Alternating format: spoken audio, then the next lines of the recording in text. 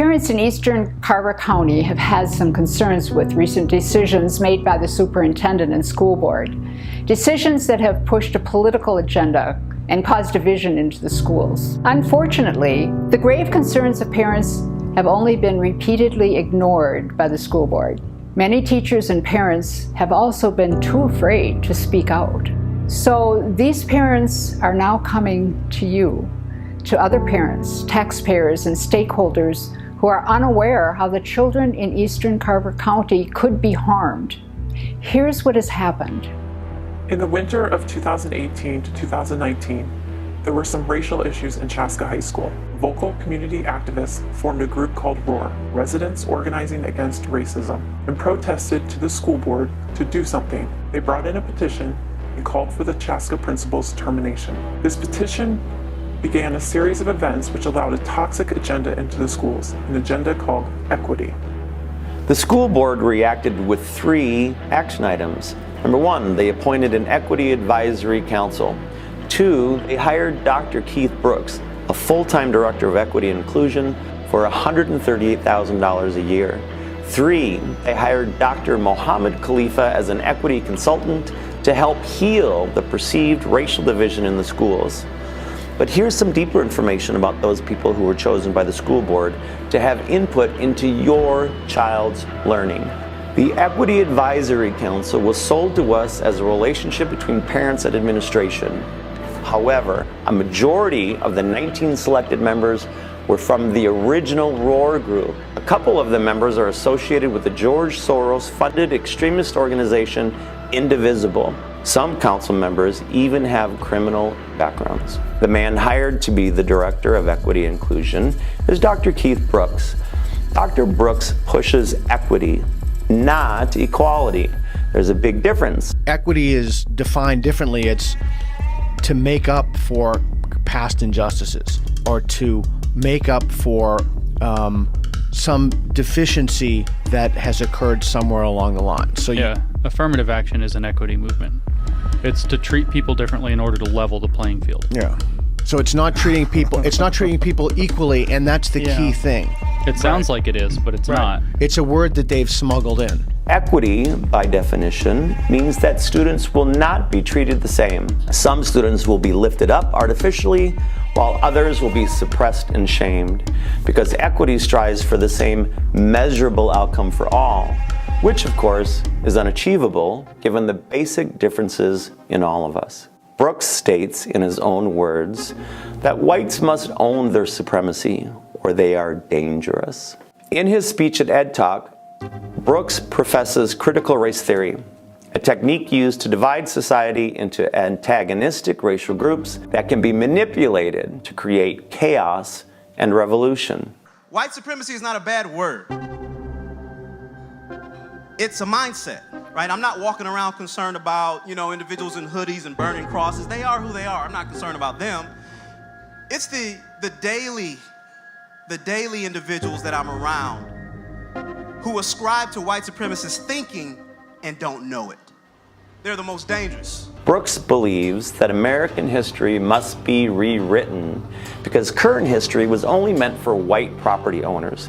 He says that white is not a race, but a label used only for hierarchy, and that white people are privileged, whether or not they know it. These extremist ideas are divisive and extremely racist. Why would children need to be subjected to such politicized agendas and radical beliefs? Now, Dr. Khalifa is the man who was hired to do an equity audit, an equity survey, and to teach administrators in the district how to unlearn what they know. Process of unlearning that has to occur with school leaders in order for them to create space in their head. Shortly after he was hired, Khalifa's organization sent out 3 different surveys. One sent to parents, one sent to staff, and one sent to all students in grades 5 through 12 via email. What is shocking is that the parents were not allowed to see the survey prior to their child taking it, and the district violated its own policy and violated state statute 121A.065. You had the right by law to view the survey and opt out prior to your child taking it. This school board did not protect your family's right to privacy, nor did they protect your information. At the July 22nd equity meeting, parents asked the district about their rights being violated. The district tried to pacify them by saying that the survey wasn't mandatory, so no harm done. They have blatantly violated state law and school policy. And Sharif El-Abadi, Khalifa's employee, is the man who actually sent out the surveys to your kids from his personal Gmail account. The survey questions raised huge red flags. One of the questions was, how well, if at all, do you think white teachers in this school are at teaching minority students? It was outwardly racist and divisive. Why are we making our children call into question one's color and to consciously categorize teachers and their fellow classmates by the color of their skin? Imagine if this survey question was asked in reverse. These divisive questions pitted wealthy against poor, white against minority. There were also demographic questions that talked about whether a child was gender queer or gender fluid. Very personal information with very few security precautions. The contractor shames Christians and white people, and in reviewing in detailed publications, it's clear their vision does not align with our communities. You do not have provisions in place to prevent this contractor from storing, selling, or using data collected for marketing. You broke your own policies set in place to protect student privacy. You disregarded the parents' rights to view this personal survey and failed the entire staff of District 112. And it's not just parents who are upset with the survey. We've been told that there are district teachers who are upset as well. A quick look at Sharif El-Abadi's Facebook page shows that he is an anti-Semite and that he hosted an anti-Trump rally at the Minneapolis-St. Paul airport, holding signs calling the president a fascist. In his post-rally writings, Sharif states that he's going to target other groups that he dislikes. How are Jewish children in this district protected with this man in charge of their private information? And why would the district hire a man who holds public discriminatory and strong political views? What does any of this have to do with your child's education? An online publication called The Deplorable Housewives of the Midwest published an article in early June exposing the story and bringing El-Abadi and Khalifa to light. Within a couple of days of the publication, Mr. El-Abadi changed his name on social media to Abu Mariam. He also scrubbed his Facebook page and was dropped as the COO from one of Khalifa's organizations. That alarmed us. So we continued to look into Dr. Khalifa. So a little bit about my background, but you can Google me. So we did. And what we found was disturbing. We found a white paper written by Dr. Khalifa called Islamophobia and Christian Privilege, What Educators Must Know. This paper is a blueprint for elevating the culture of Islam above American culture in the schools. He uses words like Christian privilege to shame Christians and white privilege to shame white children. This is all a part of equity. Like Dr. Brooks, he believes that society must be divided by culture. He says whites have no culture, while minoritized kids have a myriad of cultures to be celebrated. White kids are labeled privileged, while other kids are given accommodations, giving them what he believes is a level playing field. To Khalifa and Brooks, culture is very important. According to Khalifa, Islam is not a religion in the same sense as other religions, like Christianity or Judaism. He tells us that Islam is a culture which encompasses their faith into their lifestyle and therefore cannot be separated. He believes that other religions keep their faith and their lifestyles separate.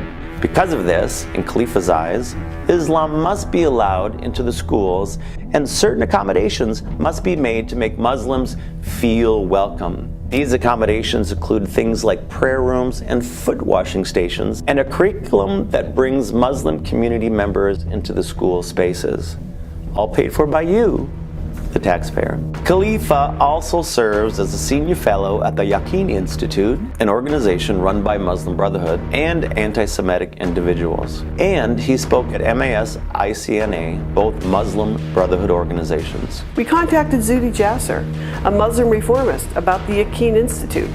His direct quote back to us was this: "Their Yaqeen Institute is an orthodox religious and Islamist endeavor. They should have nothing to do with public schools." Khalifa's own tweets about white fragility and black liberation are concerning. He calls Africa the motherland and he's obsessed with his writings about decolonizing the American school system. In his words, we need to get away from the current American education system of white, westernized, colonized, male, Eurocentric education and become something more indigenized. When he says indigenized, he says that he means non-white and non-Western. The man who is hired to heal the racial division in the schools wants to fundamentally transform schools like District 112. He wants to decolonize schools. He wants to divide the races and divide the religions. He wants to give special treatment to some kids based upon their skin color or their religion. These things are all a part of equity. They are also cultural Marxism. Khalifa's writings show that he will push Islamic accommodations into the school in the name of culture, while at the same time taking historical culture from children with white skin. This is unacceptable to most parents. It is demonizing and entirely inappropriate.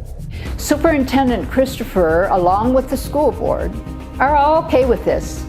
In fact, they're ushering it in while silencing our concerns raised at all school board meetings all summer long. How dare you allow this in our schools? This subversion of our schools. We put our children in your hands, and this is what you're hiring for our district? Khalifa's programs have cost the district almost $90,000. 45 administrators have attended his academy and have been saturated with his ideology. And according to their own words, this is not the end of this work. It's just the beginning. When asked by concerned parents about details in Khalifa's Christian Privilege paper, the school board responded, Dr. Khalifa is a nationally recognized scholar and expert in the area of equity audits and culturally responsive leadership. The contract they signed isn't dated, except to say that it's a one-year contract that will expire October 30th, 2019. Remember that the major racial incidents began in December, and the petition asking for equity was produced in April 2019. Could it be that Christopher agreed to this contract with Khalifa prior to the racial incidents at the school? Is it possible that your money was dedicated to this equity agenda before there was even a major incident at Chaska High? You've hired an equity administrator at the cost of $138,000 per year, and for what? Equity systems have been implemented in this country for over 20 years. They have provided no measurable impact on the students as it relates to testing, grades, or academic outcomes. This leaves one asking, what is the goal? What is it you seek to accomplish using all of this money? There is little statistical data that shows an overall increase in the success rates of students where these systems have been in place. No increases in graduation rates, no increases in test scores, and no increases in academic progress. What they have proven to increase is overall violence, racial empowerment, and discriminatory lawsuits. So why go down this path? The district has not been transparent with this, despite our questions to them. And the contract has another problem. When we asked for a copy, it had a name redacted. Now, who in the world signs a school board contract that is so problematic it needs a redaction? The name behind this redaction is Amy Ledoux, the assistant superintendent. She is well versed in Khalifa's agenda, and we can assume that she will pair with Dr. Brooks and the Equity Advisory Council to carry out his vision in the years ahead. A FOIA request was submitted to the school board for the 2018-2019 district budget, which was over 350 pages long. After reviewing it, we found that the amount of tax dollars being wasted in this district is stunning. While most departments within schools have highly paid directors and managers, we found that they hired over $1 million worth of specialists to come in and help run these departments. There are hundreds of thousands of dollars spent on contracted services, including learning academies, seminars, and workshops like Dr. Khalifa's. Yet they are telling you that if you don't vote for the referendum, 5th grade band will have to be cut. It is outrageous. The most quizzical part of this entire thing is that right on the district's website is a graphic which praises the school system in District 112, giving it glowing grades. And Chanhassen schools have been given A+ ratings year after year, calling them one of the best schools in the state. There's another important piece of this puzzle that hasn't been addressed, and that is the upcoming referendum. A new elementary school opened in the fall of 2017 that houses 1,100 students.